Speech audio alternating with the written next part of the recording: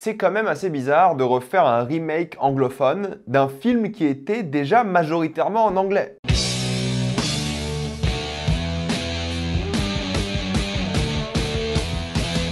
Speak No Evil ou Ne Dis Rien, j'imagine, en fonction des versions que vous regardez. Comme d'habitude, jusqu'à la minute indiquée dans le titre de la vidéo, il n'y aura pas de spoilers, vous êtes tranquille, après on va tout spoiler. Speak No Evil est l'histoire de deux couples qui deviennent amis lors de vacances en Italie et l'un des couples propose à l'autre de venir les visiter dans leur maison de campagne au sud-ouest du Royaume-Uni afin de passer un bon week-end de déconnexion ensemble, mais évidemment, ça ne se passe pas comme prévu. C'est un projet qui est quand même assez fascinant si on réfléchit bien parce que Speak No Evil, du coup la version qui est sortie aujourd'hui, est une version remake du film Ne Dis Rien ou Speak No Evil qui est sorti il y a 2 ans déjà. C'est quasiment le même film, alors il y a quelques scènes qui ont été ajoutées dans la version d'aujourd'hui et en plus de ça la fin est complètement différente et je vous le dis tout de suite, la fin est le pire passage du film d'aujourd'hui. Mais c'est rigolo parce qu'en général les remakes sont faits pour reprendre des idées européennes, des projets européens et les refaire en mode anglophone pour trouver un plus grand marché, pour mieux vendre. Et là le truc qui est bizarre, c'est que oui, le film de base, c'était l'histoire d'un couple, si je dis pas de bêtises, danois et un couple néerlandais, et du coup, le couple danois va aux Pays-Bas. Mais c'est ça qui est rigolo, c'est que du coup, les deux couples ont deux langues différentes, mais lorsqu'ils parlent ensemble, ils parlent anglais. Et du coup, la barrière de la langue est l'une des choses les plus importantes du film. Chose qui n'existe pas dans ce film-là, parce que c'est un couple américain et un couple britannique, mais le couple américain vit déjà à Londres, etc., etc. Donc ça change rien, et il y a moins cet effet risque, entre guillemets, c'est-à-dire que le couple d'aujourd'hui,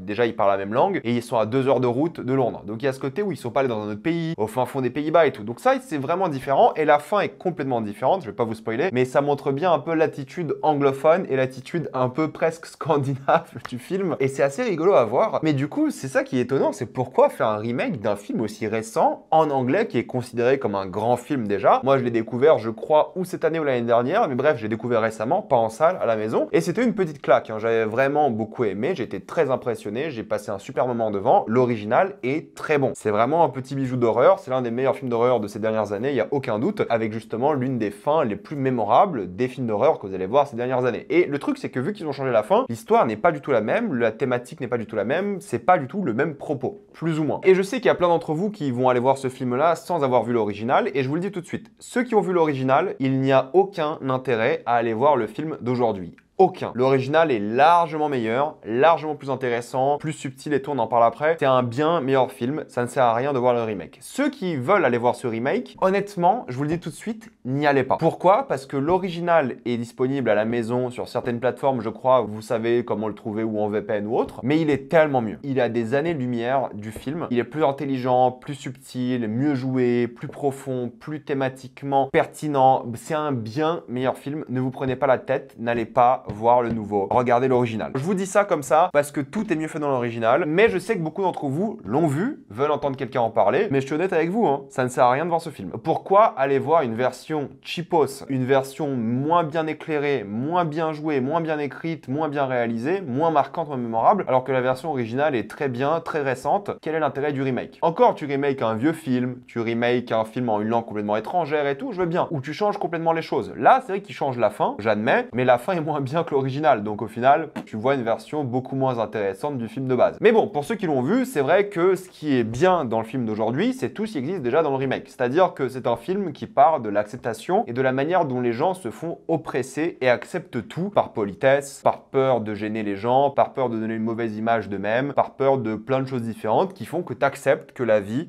s'acharne sur toi. C'est ça l'idée du film, c'est aussi l'idée du premier film. Et du coup, l'oppresseur ici, interprété par James McAvoy, qui fait un bon travail, honnêtement. Il est bien costaud, il est imposant, il fait peur, en même temps, il a ce côté un peu où il rigole. Il y a un peu ce côté très masculin, toxique. Il a dit d'ailleurs en interview qu'il a vraiment essayé d'être le plus toxique possible avec ses masculinités. Et c'est ça, tu vois, c'est un mec qui veut que son enfant soit fort, costaud, il veut qu'il fasse des sports de contact, de bonhomme. Il est avec une femme bien plus jeune que lui et tout. D'ailleurs, ce que j'ai bien aimé dans ce film-là, dans le remake, c'est que en effet, il y a un aspect bien plus sexuel à l'œuvre, un peu plus dérangeant. Ce que je trouve assez intéressant. On en parlera surtout en spoiler, mais c'est vrai qu'il y a ce côté-là qui est pas mal qu'ils ont rajouté. Alors le premier avait un côté très sexuel, mais c'était plutôt par rapport aux choses qui étaient gênantes. C'est-à-dire que c'était un couple très ouvert sexuellement, qui expérimentait, qui couchait beaucoup ensemble et tout, et qui gênait justement les autres. Là, ils ont pas exactement fait ça comme ça. Il y a des blagues et de la gêne qui est créée par le sexe, mais beaucoup moins que l'original. Et c'est un peu ça qui est rigolo, c'est que du coup, ils ont fait une version anglophone, moins horny, entre guillemets, moins gênante par rapport au sexe, même s'il y a une séquence quand même qui est assez gênante par rapport à ça. Mais bon, bon, comparé à l'original, c'est du pipi de chat, quoi, c'est rien du tout. Et ils ont un peu joué sur la thématique du sexe, qui est pas mal, j'en parlerai après. Mais globalement, c'est ça. C'est l'oppresseur, c'est la thématique, et c'est comment les gens se font écraser par plein de facteurs différents, pour plein de raisons différentes, et c'est ça l'histoire. Et je trouve qu'en réalité, vu qu'ils ont pris un peu l'ambiance sud-ouest du Royaume-Uni, il y a de beaux paysages, même si je trouve que la photo est assez mauvaise à certains moments, c'est très mal cadré, c'est-à-dire que parfois tu sauras pas où regarder. L'éclairage aussi, tu vois que c'est l'éclairage naturel à beaucoup de moments, mais ça reste très bateau et ça crée pas une ambiance intéressante. Là où l'original, je suis désolé de comparer, mais c'est comme ça, était très claustrophobique, c'est-à-dire qu'on était dans la forêt, aux Pays-Bas, dans une maison qui était pas mal parce que c'était une petite maison dans laquelle tu te repérais facilement. Il y avait un salon, un étage et grosso modo basta. Là, c'est une énorme ferme avec plein de bâtiments, plein d'étages, plein de pièces et tu te repères jamais dans la pièce, ce qui est un petit peu dommage parce que tu te perds réellement, mais c'est pas bien parce qu'en fait le stress aurait dû être créé par rapport aux positions des différents personnages et vu que là il n'y a pas de positionnement parce que tu es un peu perdu dans la géographie, surtout dans le climax où je joue beaucoup sur ça, mais vu que tu n'arrives pas à te repérer dans la maison, c'est un peu moins bien. Donc même si je trouve l'esthétique du Royaume-Uni assez jolie par la nature, par le côté un peu tradition du Royaume-Uni, la chasse et tout, il y a le côté par rapport aux végétariens, aux véganes et tout, à l'hypocrisie par rapport à ça qui revient d'ailleurs du premier film qui est pas mal du tout. Et moi en tant que végane, je me reconnais beaucoup parce que tu as une meuf dans le film qui est végétarienne mais elle mange du poisson et tu as l'oppresseur entre guillemets qui lui dit bah c'est un peu du foutage de gueule, je veux dire le poisson c'est de la viande. Et c'est vrai qu'en tant que végane, on pense un peu ça quoi. Les végétariens qui mangent du poisson, on a un peu du mal à les prendre de sérieux. Encore une fois, je dis ça un peu rigolant parce que manger moins de viande pour un végane, peu importe si tu manges du poisson à côté, ça reste mieux que de manger du poisson et de la viande d'animal de terre quoi. Mais c'est vrai que dans notre secte du véganisme, ça nous fait un peu rigoler quoi. Les gens qui disent non mais moi je mange pas de poisson parce que c'est pas la même viande, alors que genre l'élevage industriel et la pêche industrielle, c'est ce qui détruit le plus les océans. Bref, mais du coup c'est intéressant parce qu'il va jouer sur des choses comme ça, sur l'honnêteté, sur le franc-parler et tout, et c'est ça qui va aller chercher. Et c'est ça qui est bien. Mais c'est le premier film en fait. Donc je peux pas féliciter le nouveau film parce que tout ce qui fait bien, c'est pas le film qu'il a inventé. Ils ont juste repris, parfois même mot pour mot, parce que encore une fois les deux films sont en anglais, le film de base. Donc en vrai, qu'est-ce que tu peux donner comme qualité à ce film? Oui, il y a différentes scènes. Il y a une scène par rapport à un lac qui est intéressante, il joue un peu dessus. Forcément, l'esthétique est pas du tout la même, mais l'esthétique est moins bonne. Tu regardes les mêmes scènes du film et tu compares la photo, tu dis bah il y a un film qui a été pensé avec une photo en tête, une mise en scène. Il y a plein d'idées et le film, le premier où j'étais hyper gêné tout le long et j'étais mal à l'aise et ça me dégoûtait littéralement. Celui-ci m'a pas du tout gêné. Je l'ai regardé comme si de rien n'était. Et évidemment, en plus de ça, il y avait tout ce délire avec la bande-annonce qui spoilait le twist du film. Parce que oui, la bande-annonce de ce film-là spoilait le gros twist. Tu lui dis, c'est pas possible. Pourquoi tu spoil le twist de ton film dans la bande-annonce, tu vois? Et c'est très bizarre parce que les gens qui ont vu l'original vont jamais voir celui-ci. Ce film-là aurait dû être destiné à des nouvelles personnes et tu spoil le gros twist dans la bande-annonce. Mais t'es quand même con ou quoi? Je suis désolé de le dire comme ça, mais c'est stupide. Et c'est ça qui est dur parce que même si les acteurs, tu vois, qu'ils essayent d'être gênés, qu'ils essaient d'avoir une sorte d'alchimie plutôt réussie, parce qu'à la fois, c'est un couple qui est un petit peu brisé et t'as l'autre couple qui les oppresse et tout, bah c'est rien de nouveau quoi. Parce que c'est tout ce qui a été fait dans le film d'avant. Et c'est ça qui est un petit peu dommage. Et je me demande si j'étais beaucoup moins gêné parce que j'ai vu l'original, mais même pas parce que je vous jure, si je vois l'original aujourd'hui, je suis sûr d'être gêné comme la première fois. Parce qu'ils ont tellement bien joué, ils ont tellement bien calibré les émotions et tout, ils ont tellement bien mélangé, tu vois, le rythme, la mise en scène, la photo, c'est les moments un peu de luxure littéralement, un peu excitants pour les personnages et pas pour l'autre, et la gêne et tout, et cette oppression, cette acceptation, que là honnêtement j'ai trouvé ça très bateau, très simple, très inintéressant, alors que je vous jure, si je le revois à l'original, je suis sûr d'être hyper gêné. Et c'est ça le souci, c'est que c'est une version moins bien, moins intéressante. Oui, ça rajoute des trucs par rapport à l'un des enfants qui va être un peu plus déterminant dans l'intrigue, il va être un peu plus actif que dans le premier film, mais au fait c'est l'approche, je dirais pas américaine parce que c'est pas un film américain, mais c'est l'approche, ouais, plus occidentale, britannique. C'est moins l'approche froide, c'est presque scandinave du film, et là c'est l'approche un peu plus action, un peu plus bateau, et surtout beaucoup moins subtil. Parce que le premier film, ce qui était bien, c'est que tu savais pas dans quelle direction ça allait de une, mais surtout il y avait beaucoup de subtilité. On te disait pas à haute voix les choses. Et là, en gros, ce film-là, c'est le même, mais en mode un peu débile, quoi. C'est-à-dire qu'on va t'expliquer à haute voix ce qui se passe, on va t'expliquer les séquences, les émotions des personnages, on va tout te dire, au lieu de toi comprendre ce qui se passe avec les images, la narration visuelle. Et là, il n'y a pas de narration visuelle, il n'y a pas d'idée de mise en scène, il n'y a pas d'idée de montage, il n'y a pas d'idée de photo. Et la fin, pour moi, est un désastre. Parce que je vous jure, durant le film, je me suis dit, en réalité, ça va, c'est plutôt divertissant, c'est plutôt bien fait. Oui, c'est un remake inutile, mais en vrai, ça va, tu vois. C'est pas détestable. Mais la fin est arrivée et ils ont tellement gâché pour moi l'idée du film et le thème et les concepts et ils ont fait une sorte de fin en mode action, presque slasher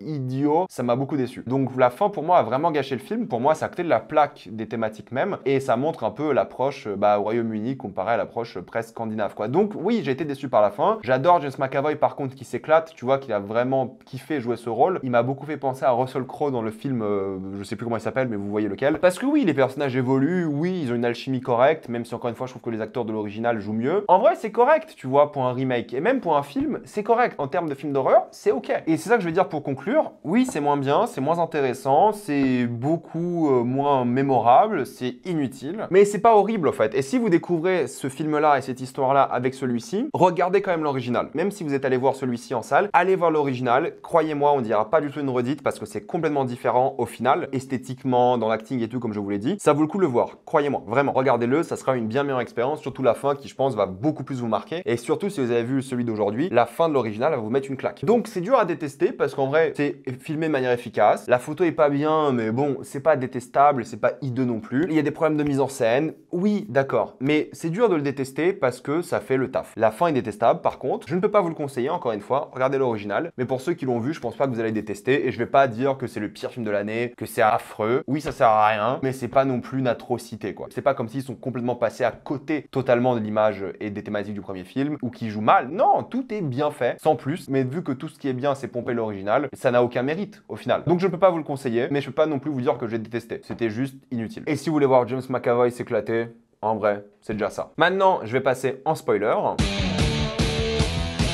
Le seul truc que j'ai trouvé intéressant et bien qui était différent, c'est qu'on comprend un petit peu que le personnage de James McAvoy a donc pris un enfant à un moment et en a fait sa femme. C'est sous-entendu évidemment, mais c'est comme ça que moi je l'ai compris. Et je sais pas si ça c'est dans l'original, je me rappelle plus de cette thématique-là, c'est pas ce qui m'a marqué, mais c'est le seul truc intéressant où tu dis ok, son personnage-là veut réellement de l'amour parce qu'il a pas eu de ses parents au point qu'il a pris des enfants et il en a fait potentiellement sa femme. Donc ça en fait un petit peu un pédo quoi, à voir ce que vous en pensez aussi, mais moi je l'ai vu un petit peu comme ça. C'est sous-entendu que c'est un pédophile. Ou en tout cas qu'il a trouvé une jeune femme, d'où l'écart d'âge qui est choquant de 17 ans. Ensuite, il a tellement manipulé, oppressé qu'elle a rejoint sa cause, entre guillemets. Et tu vois qu'ils s'aiment en réalité. Ça qui est intéressant, c'est qu'il joue vraiment sur ça. Dans l'original, c'est pas comme ça, mais je vais pas vous spoiler l'original ici. Je ferai une partie encore plus spoiler après pour ceux qui ont vu les deux. Moi, c'est la fin qui m'a beaucoup déçu, c'est que c'est une fin clairement d'action, c'est-à-dire que tout reste dans la ferme, contrairement à l'original encore une fois, et qui devient en mode action, slasher, qui est beaucoup moins violente que l'original, qui est beaucoup moins stressante, mémorable. C'est juste un film d'action sur la fin. Mais du coup, c'est inintéressant parce que tu te perds dans la géographie, tu sais pas où sont les méchants, il y a beaucoup de facilité par rapport à comment les personnages s'échappent. Le seul truc que j'aime bien, c'est le cycle un peu de la haine où Ant, l'enfant, se venge de James McAvoy et le tue. Et même James McAvoy, il voit une sorte de transmission paternelle. C'est-à-dire qu'il a transmis sa haine à son enfant comme il dit dans le film. Donc ça, j'ai bien aimé. Tu vois, cette transition-là, c'est pour moi la bonne chose qui a été faite dans le film. C'est-à-dire que maintenant, le méchant de l'histoire, entre guillemets, celui qui a transmis sa haine, est devenu l'enfant. Et ça, c'était top, tu vois. Ça, je trouve que c'est intelligent, mais tout le délire action, climax, tu sais, vraiment de films d'horreur qui se donne à fond, qui réussit pas très bien son stress, tu vois, c'est-à-dire que lorsqu'il monte l'échelle, il joue sur ça. Donc oui, ils mettent en place plein de fusils Chekhov, que ce soit le lapin et plein de trucs comme ça, mais en réalité, c'est pas fascinant, c'est pas intéressant du tout d'ailleurs. Donc c'est ça qui est un petit peu dommage, c'est qu'on a fini sur un climax d'action qui est pas ouf quoi, qui fait comme tous les films d'horreur de tous les temps. Alors que la force de l'original, c'était justement cette différence-là. Donc honnêtement, j'étais déçu par cette fin qui est juste basique et banale et peu originale. Il y a le côté un peu plus où c'est l'enfant qui essaie de s'échapper, il est bien plus actif, que j'aime bien parce que ça montre que l'enfant est bien plus actif, ce qui n'était pas vraiment le cas dans l'original. Pourtant, ils ont mis en place plein de choses par rapport au couple qui se trompe, par rapport au couple qui ment, qui veut s'en aller, mais c'est des choses qui viennent déjà de l'original, mais c'est beaucoup moins bien. Donc je maintiens que ça vaut pas le coup et c'était une fin inférieure. Et maintenant, je laisse 3 secondes aux gens qui n'ont pas vu l'original parce que j'ai envie de parler de la fin de l'original et pourquoi elle est bien supérieure. 1, 2, 3, partez, je spoil l'original, mais allez voir l'original avant. La fin de l'original, ce qui est vraiment bien, c'est que le couple s'en va et se fait poursuivre et au fait, perd. Parce qu'ils étaient tellement dans leur délire de se faire oppresser, de tout accepter, ils acceptent jusqu'au bout. Au point où l'enfant se fait couper la langue, chose qu'on voit pas dans ce film-là, et c'est hardcore comme scène, et surtout au point où le couple se fait humilier et massacrer à poil par des jets de cailloux dans le noir, dans une sorte de carrière. Et c'est pour ça que je trouve que l'esthétique